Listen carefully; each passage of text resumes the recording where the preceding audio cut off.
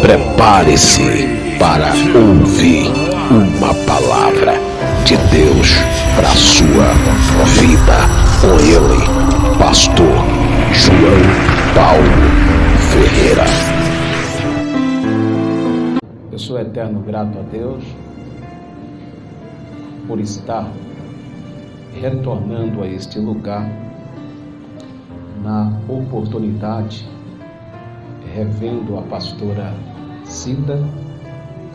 Deus seja louvado pela sua vida, pelo seu carinho para conosco, pela vida do pastor Messias, onde quer que ele se encontre, que a graça do Senhor repouse sobre a vida dele. Quero louvar a Deus pela vida da pastora DR. Pastor DR porque o nome é muito difícil, então tem que abreviar. Pela vida do seu esposo, o pastor Edival Valdemir. Deus abençoe. Os irmãos que me acompanham, evangelista Cláudio, presbítero Eduardo, Deus abençoe. Sentado como estão, abra comigo uma referência bíblica. Terceiro evangelho escreveu Lucas, capítulo de número 18, versículo de número 22. Referência bíblica. Como está um pouquinho frio, fique de pé. Vamos aquecer um pouco aí. Aleluia. Aleluia. Terceiro evangelho escreveu Lucas, capítulo de número 18, versículo de número 20. Só abaixa mais o fundo um pouco. Quem encontrou, diga amém. Amém. Diz assim o texto sagrado: e quando Jesus ouviu isso, disse-lhe: ainda te falta uma coisa. Isso daqui é o suficiente, tá bom? Podeis assentar. Aleluia, Jesus.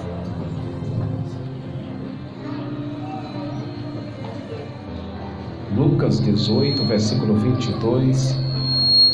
E quando Jesus ouviu isso, disse-lhe: ainda te falta uma coisa. Diga comigo: ainda te falta uma coisa. Ainda te falta uma coisa. Meus queridos irmãos, é por bondade e graça de Deus que por mais uma vez o Senhor Deus me concede a oportunidade para fazer a exposição bíblica da sua poderosa palavra. É bem verdade que estamos em um culto denominado culto da família, mas dentro do culto da família, hoje é uma noite memorável. Pastor João Paulo Ferreira, porque hoje é uma noite memorável? É porque depois do encerramento da ministração da palavra, nós iremos ter a oportunidade de participar da ceia do Senhor Jesus. E isso é muito louvável. Esse texto sagrado que eu li nesta noite, terceiro evangelho, escreveu o evangelista Lucas, capítulo de número 18, para ser bem preciso, versículo de número 22. Pastor, quem foi Lucas? Lucas, ele foi um homem que recebera a graça de Deus para escrever 2 livros do Novo Testamento. Haja vista que todo esforço, toda vocação de Lucas estava voltado para a sua profissão da época, porque Lucas, ele era um médico, havia estudado, havia se formado, como também exercia o seu cargo, a sua profissão na área da medicina. O apóstolo Paulo chama Lucas de médico amado, mas mesmo ele exercendo a sua carreira na área da medicina, o próprio Deus havia escolhido, havia vocacionado Lucas, e Lucas agora, com muita graça, ele escreve 2 livros do Novo Testamento. Haja vista que a Bíblia Sagrada, ela é dividida em 2 partes, Antigo Testamento e o Novo Testamento. O Antigo Testamento contém 39 livros, sendo que o Novo Testamento é composto de 27 livros. Cada vírgula, cada pontuação desta palavra não é inspiração humana, mas é palavra de Deus. Pois nós temos, segundo a Bíblia, nós temos um autor. Pastor, quem é o autor da Bíblia? É Deus. Nós temos um tema central da Bíblia. Quem é o tema central da Bíblia? Jesus. Nós temos também uma inspiração que nos impulsa, que nos inspira, que faz nós sairmos da nossa casa, enfrentar dificuldade, prova e vir para a igreja. O que é isso? É uma inspiração, e essa inspiração se chama Espírito Santo de Deus. Aleluia! E Lucas recebe a graça para escrever 2 livros do Novo Testamento, sendo que o Novo Testamento ele é composto de 27 livros. Os 2 livros que Lucas escreve é o livro de Atos dos Apóstolos, aonde ele vai narrar, falando-nos sobre o crescimento da igreja primitiva, falando-nos sobre a partida do Cristo. E o segundo livro que Lucas escreve é o livro que traz o seu próprio nome. Terceiro evangelho escreveu Lucas. E dentro da narrativa, palavra lida na noite de hoje, Lucas, capítulo de número 18, observando que dentro do versículo de número 31, Lucas, ele vai escrever com muita precisão, dizendo sobre Jesus e a sua missão. E qual era a missão de Jesus?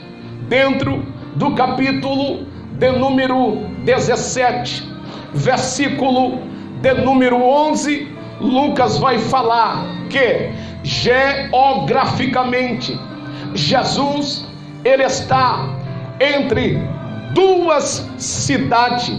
Primeira cidade chamada de Samaria, segunda cidade chamada de Galileia. Agora ele convoca os seus 12 apóstolos, os 12 discípulos, e diz para eles assim: eu tenho uma missão para ser cumprida.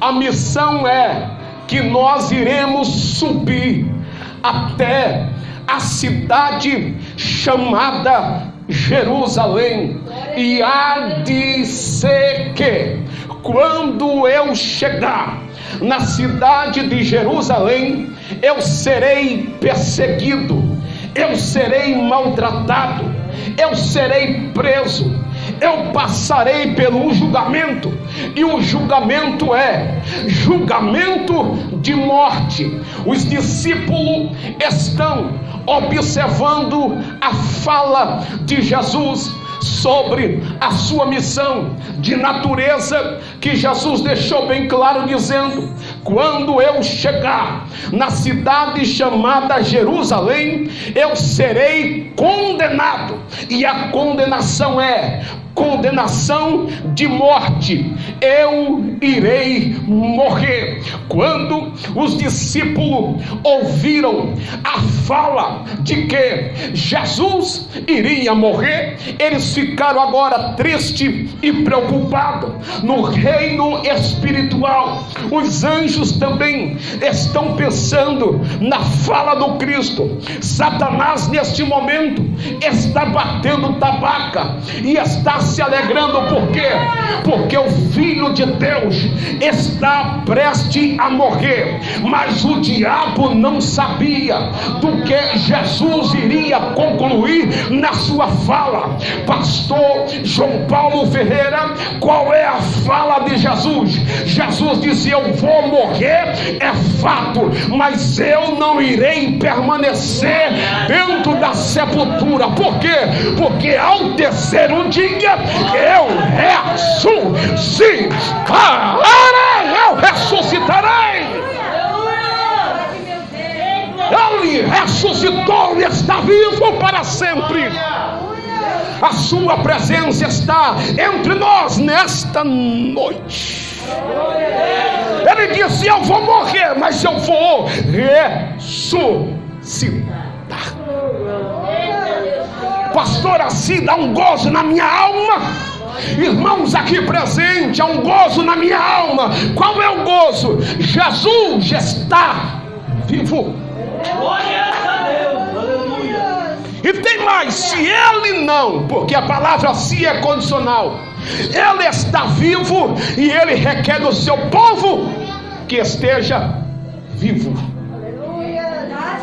É bem verdade que o pecado, ele tem se alastrado na vida de muitas pessoas.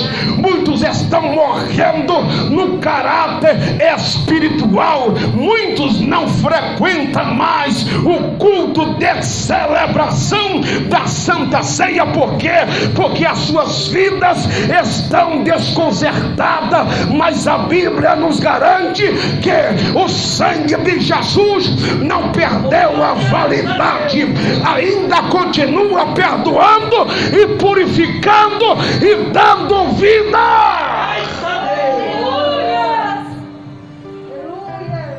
Portanto, nesta noite, culto de celebração, Jesus está vivo e ele quer te dar vida. Vida não em não, mas vida com abundância. Lucas vai dizer que Jesus está em uma missão. Qual era a missão? Rumo a Jerusalém, para que na vida dele viesse se cumprir aquilo que os profetas haviam falado ao seu respeito. O Calvário estava esperando Cristo. Jesus, antes de ser preso, as horas se aproximavam, ele foi para um jardim chamado Getsemane. Foi num Getsemane que ele sentiu o peso dos meus, dos teus e dos nossos pecados. Foi no jardim do Getsemane que ele sentiu uma grande tristeza profunda. Mas ele estava sendo provado por amor a vós outros. Ele passa pelo Calvário, entra em óbito, dá o seu último suspiro, mas ao terceiro dia ele ressuscita. E observando que no capítulo em que nós lemos, capítulo de número 18, Jesus chama os discípulos e diz: vamos para uma missão. Só que antes de Jesus subir a Jerusalém, aparece no cenário bíblico um homem esse que Lucas chama de jovem rico. E este jovem rico está filmando da ADR, tá? Deus abençoe os irmãos que estão nas plataformas digitais. Aquele jovem rico, ele se aproximou de Jesus e ele reconhece Jesus como mestre da lei. Por quê? Porque o texto diz que ele se aproximou de Jesus, chamando-lhe de mestre, e ele fez uma pergunta para Jesus. A pergunta foi: mestre, o que eu preciso fazer? O que eu devo fazer para conquistar a vida eterna? O que eu devo fazer para que eu seja salvo? Aleluia!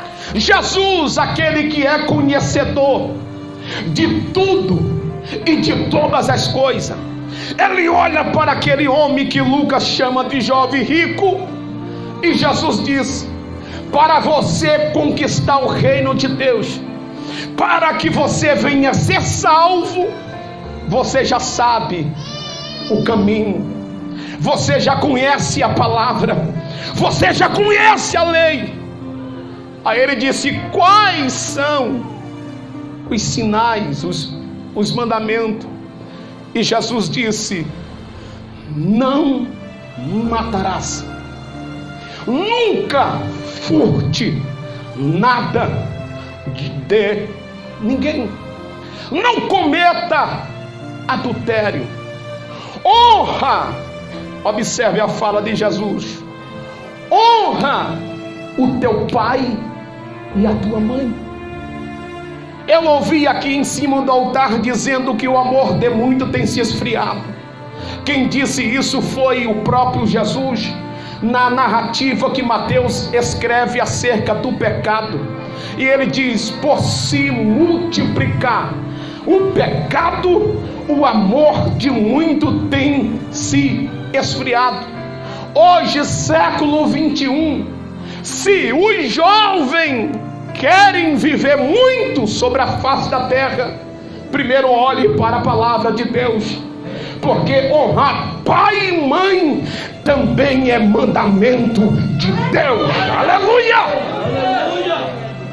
Jesus disse: honra o teu pai e a tua mãe. Faça isso e você vai conquistar a salvação, você vai conquistar o reino de Deus. Os discípulos estão observando a fala de Jesus. Agora aquele jovem rico, ele olha para Jesus e disse-lhe assim: Senhor, eu tenho feito tudo isso que o Senhor falou. Eu não cometo adultério, eu compro, mas eu pago, eu não roubo nada de ninguém, eu sou um homem que honro os meus pais. Diz o texto que Jesus, vendo-lhe a reação dele, Jesus amou. Porém, Jesus olha para aquele jovem e disse: é verdade, você não cometeu adultério, você não furta, você não comete adultério, mas ainda te falta uma coisa. Olha aí. Ainda te falta uma coisa. Olha aí. Estamos em um culto denominado culto de Santa Ceia. Esta palavra que eu vos prego não foi palavra que eu escolhi, não. Foi o próprio Espírito de Deus que disse: leia a minha palavra, pregue a minha palavra, estude a minha palavra, porque aqueles que irão participar, irão entender o que eu requero de cada um deles. E para nós entendermos o que Deus quer falar conosco, requer um nível de atenção, como também ser sensível à voz do Espírito Santo de Deus. Aleluia! Jesus disse: ainda te falta uma coisa. Eu quero que você faça uma reflexão. Eu falei que Jesus está vivo, e além de ele estar vivo, ele também habita entre nós. Glórias a Deus. E a sua palavra está dizendo para mim, para vós outros aqui nesta noite. E qual é a palavra? Ainda te falta uma coisa. Eu não sei o que é que está faltando sobre a sua vida, mas a palavra do Senhor é: ainda te falta uma coisa. Para o rei Ezequias estava faltando o quê? Colocar a sua casa em ordem. Pois o profeta Isaías chega no palácio e disse: assim diz o Senhor, Deus de Israel: põe em ordem a tua casa, porque tu morrerás e não viverás. Para Jeremias faltava ali uma coisa. O que era? Quando ele foi jogado dentro daquele calabouço, os seus pés estavam atolados na lama. Ele já tinha perdido o seu sentido, achava que iria morrer dentro daquele calabouço. Mas Jeremias faltava o quê? Confiar mais em Deus, porque enquanto ele estava naquele calabouço, Deus estava enviando provisão, homens guiados pelo Espírito de Deus para tirar ele de dentro daquele calabouço. Para Naamã receber o seu milagre, foi preciso, faltou uma coisa. O que foi? Deixar o orgulho de lado, obedecer a voz do profeta e mergulhar no Jordão para obter o seu milagre. A palavra do Senhor nesta noite é: você quer bênção? Você quer atrair a glória de Deus? Você quer conquistar coisas grandes? Ainda te falta uma coisa. E esta resposta só você e Deus sabe. Deus, ele quer trabalhar em nosso meio, quer. Deus, ele quer agir, quer. Mas primeiro a casa tem que estar limpa, porque Deus, ele é um Deus de coisa santa. Ele é um Deus da santidade. Ele não habita em nenhuma casa desconcertada, não. Ele habita dentro de uma casa limpa, que tem temor e voltado para a sua palavra. Então nesta noite deixamos todo embaraço, todo pecado, tudo aquilo que nos rodeia e aquilo que está faltando hoje, aquilo que tem perdido o teu vínculo diante da presença de Jesus. Diga: Senhor, está faltando isso. Hoje eu faço uma aliança com o Senhor e com a tua palavra.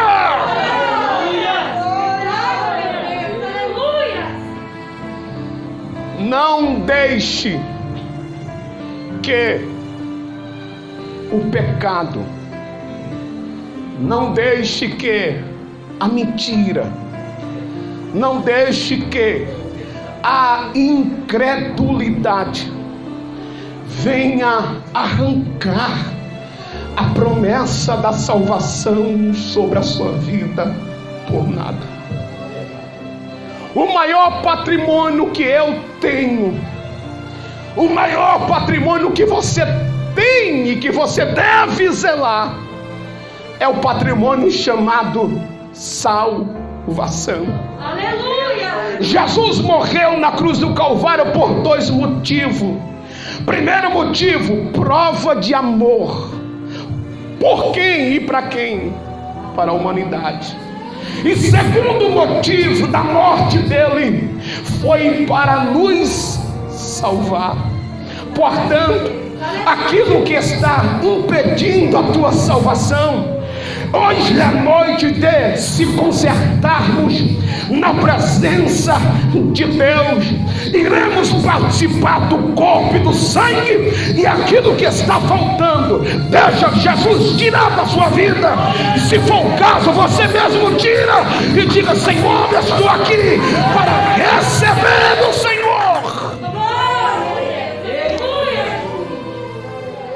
Ainda te falta uma coisa. O que é que está faltando sobre a minha vida e sobre a sua vida? Tem pessoas que carregam a Bíblia, bate a mão no peito e diz: eu sou homem e sou mulher de Deus. Mas se alguém pisar no pé dele, ele vai para cima igual um vampiro. O que é que está faltando? Está faltando você ter um encontro com Jesus. Aleluia! Tem pessoas que glorificam a Deus dentro da casa de Deus, mas dentro da sua casa você fala cada palavrão que até o diabo sai correndo. O que está faltando? Se consertar na presença de Deus. A palavra do Senhor nesta noite é: eu quero te abençoar, quero, mas te falta uma coisa. E uma das coisas que falta em nós, sabe o que é?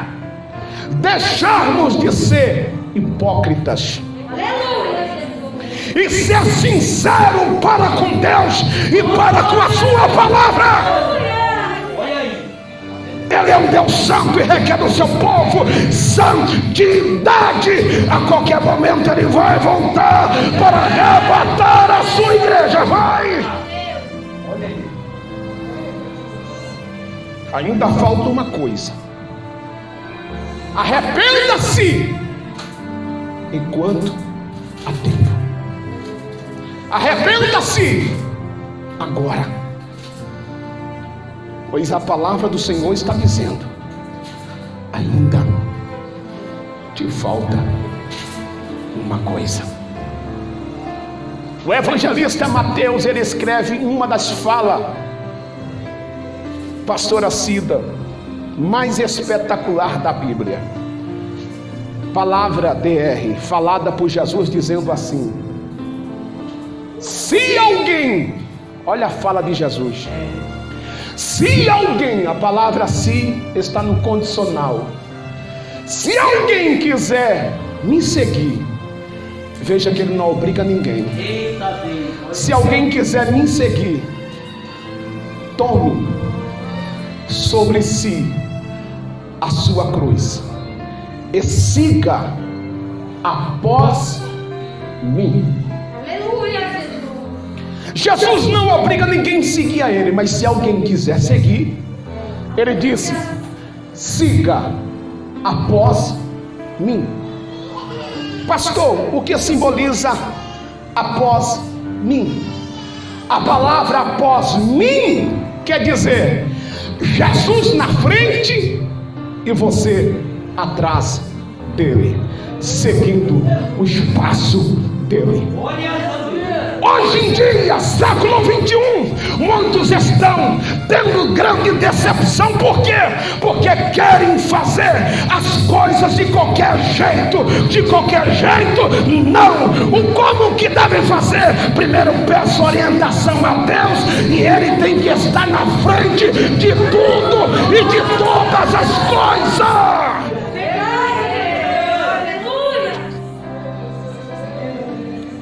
Um arador de terra, ele nunca vai colocar a carroça na frente dos bois. Não. O arador de terra, primeiro ele prepara os bois, e não é qualquer tipo de boi. O boi vai na frente, a carroça vai atrás, e ele vai controlando o boi. O boi vai trabalhando, vai arando a terra, preparando a terra para a grande plantação e uma grande colheita. Pastor, não entendi. Deixa Jesus ficar na frente, rapaz. Se você tomar a frente dele, você vai ter vergonha, sim, vai. Ele tem que estar na frente. Não, eu vou fazer do meu jeito. Do teu jeito não, é do jeito de Jesus. Eu vou por esse caminho. Não, se Jesus não estiver lá, não vá. Você lembra do que Moisés falou? Senhor, se a tua presença não for conosco, daqui eu não tiro os meus pés, daqui eu não saio, não.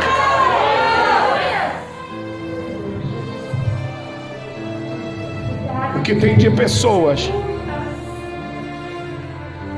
que fala de Jesus,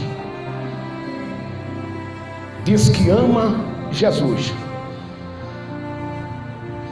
mas está longe de Jesus. Porque para andar atrás de Jesus, primeiro tem que ter renúncia. E renunciar é bom? Não é não. Só renuncia quem ama a palavra de Deus. Se eu falar e dizer, irmão, o pecado é bom ou é ruim? O pecado é bom ou é ruim? Responda para mim. Os irmãos com medo de responder. Está sendo filmado aí, os irmãos estão vendo aí. O pecado é bom ou é ruim? Responde. O pecado é bom. Por quê? Porque satisfaz a carne.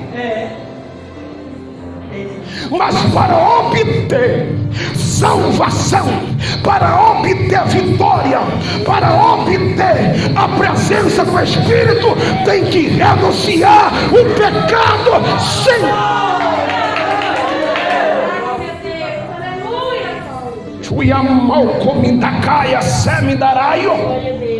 O Deus da santidade está entre nós. O Senhor está dizendo por meio da sua palavra: ainda te falta uma coisa, ainda falta você deixar o velho homem para trás e render-se à minha palavra.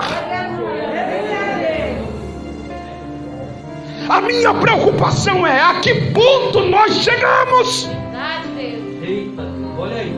Eu sei que eu, como pregador, existem muitos lugares por aí. Se eu pregar sobre arrebatamento, mas nunca volto lá. Por quê? Porque ninguém quer ouvir mensagem sobre arrebatamento, mensagem sobre pecado, ninguém quer ouvir. Por quê? Porque fala de renúncia. Mas tem um porém. Quem me chamou foi Deus. E jamais eu vou recuar daquilo que Deus mandou falar, eu falo segundo a sua palavra. Pastor, e aí? Tu vai? Claro que eu vou. Já está agendado. Tu vai pregar sobre pecado? Um dia Jesus vai meter a metralhadora. Nunca falei besteira em cima do altar. O que eu faço é estudar a Bíblia, a palavra. Não sou um tipo de pregador que falo e você vai procurar na Bíblia, não está, não. Antigamente, que quando se podia matar, que hoje não pode mais. Quando se podia matar serpente lá no sertão da Bahia, tinha que matar a cobra e mostrar o pau. Dizer, está aqui a prova do crime. Esse negócio de dizer que matou e não ter prova não é verdade. Então esse negócio de dizer, eu vou pregar, então mostre na Bíblia. Se tiver escrito, eu acredito. Mas o pecado não é ruim, é bom. Mas para conquistar a salvação, tem que ter renúncia. Pois no céu não entra pecado. E eu quero pela segunda vez dizer para os irmãos: o maior patrimônio seu, meu e nosso é a salvação. Então, zele pela sua salvação. Sempre que o pecado bater no seu subconsciente, lembre do sacrifício que Jesus fez na cruz do Calvário. Ele não tem prazer que alguém venha se perder, pois o seu foco é salvar a todos. Jesus disse para aquele jovem rico: ainda te falta uma coisa. Ele disse: o que é? E Jesus disse: vende tudo que você tem, e depois não dá, mas reparte com os pobres, reparte com aqueles que não têm. Fazendo isso, depois você vem e me segue. Aquele homem, ele era rico. O texto diz que ele era rico. Ele tinha muitos bens, tinha. Mas o que ele tinha impedia ele se aproximar de Deus. Por quê? Porque o seu amor estava voltado para aquilo que ele tinha e não para Deus. Porque Deus, nós devemos amar Ele, não é em segundo e nem em terceiro, é em primeiro lugar. Porque Ele tem que ser primordial em nossas vidas. Então aquele homem que era rico, diz o texto que ele ficou triste com a fala de Jesus, porque ele tinha muitos bens. Ele abaixa a sua cabeça, não questiona mais com Jesus. Jesus prossegue a sua missão. Os discípulos ouvem a fala de Jesus e alguém disse: quão difícil é alguém se salvar. O apóstolo Pedro, ele toma-lhe a palavra e disse-lhe assim: Senhor, nós que deixamos tudo para te seguir, o que é que nós iremos receber de recompensa? Jesus disse: todo aquele que tiver deixado casa, pai, mulher, filho ou algum bens por amor à minha palavra, receberá 100 vezes mais aqui na terra, e por fim a vida eterna. Todo aquele que tem deixado aquilo que te prende por amor à palavra, você vai receber 100 vezes aqui na terra, e por fim a vida eterna. Aleluia! Agora, por que aquele jovem ele ficou triste? Lucas diz porque ele era rico. E tem alguns cristãos que quando lê esse texto, eles pensam que a riqueza é maldição e acham que o rico não vai ser salvo. Não. Riqueza vem de Deus. A maior riqueza está nos céus. O próprio Deus, Ele é o Deus da riqueza. Você lembra de Abraão? Abraão era pobre ou era rico? Era um homem rico. Você lembra do amigo de Deus chamado Jó? Diz o texto que ele, além de ser rico, ele era um homem próspero. Porém, todos os homens da Bíblia que tiveram riqueza, o seu foco não estava na riqueza, estava na palavra e em Deus. Aleluia! Só que no caso do jovem rico, ele não era simplesmente um rico, mas sim um avarento, que amava o que ele tinha. Mas para ele obter a salvação, ele teria que abrir mão daquilo que lhe prendia para conquistar o reino de Deus. Eu não sei o que Deus vai pedir por meio da sua palavra para vós outros, mas aquilo que Ele falar ao teu coração, se você percebe que está faltando alguma coisa na sua vida, principalmente caráter espiritual, hoje é noite de fazer uma aliança com Deus e com a sua palavra. Observa que o apóstolo Paulo, ele escreve na epístola que é o símbolo da ceia, capítulo de número 11, versículo de número 26. O apóstolo Paulo escreve dizendo: todas as vezes que comer deste pão e beber deste cálice, faça o que?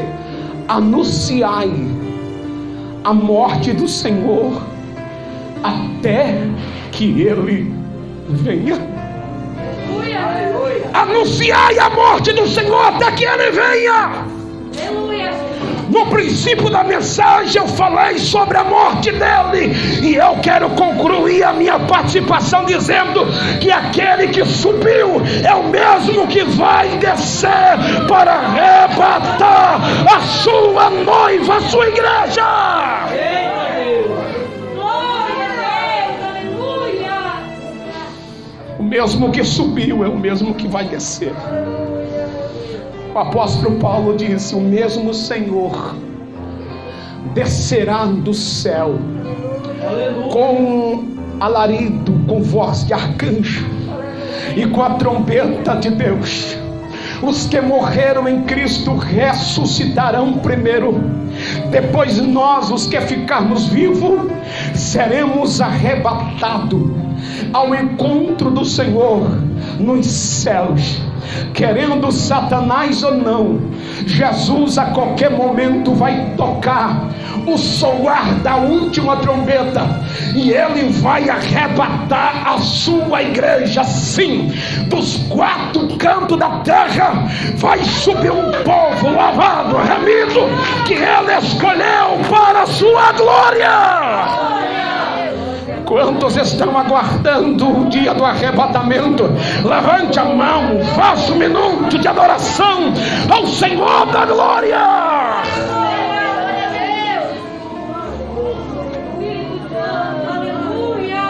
Ele vai voltar.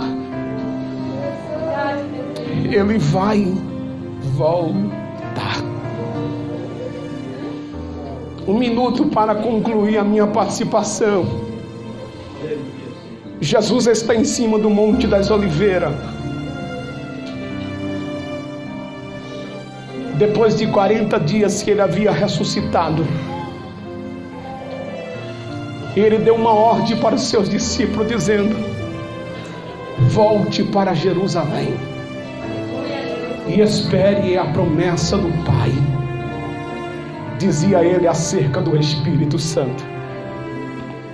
Enquanto ele falava essas palavras, diz o texto que ele foi subindo aos céus.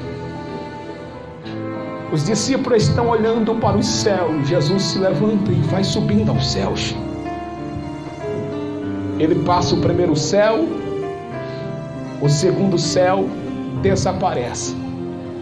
Todos estão olhando atônitos para os céus e não vê mais a figura de Jesus. E diz o texto que apareceu 2 varões vestidos de branco, 2 anjos. E os anjos falaram assim: varões Galileu, por que é que vocês estão olhando para o céu? Do mesmo jeito que Jesus habitou no meio de vós, do mesmo jeito que vocês viram ele subir, ele também vai voltar. Aleluia!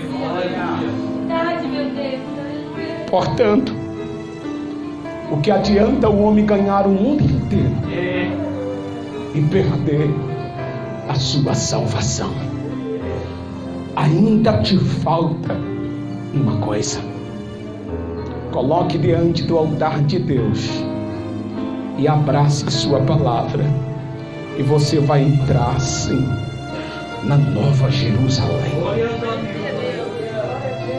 Que o eterno Deus, o Criador dos confins da terra, nos abrace e que a sua palavra permaneça viva em nossos corações. Amém.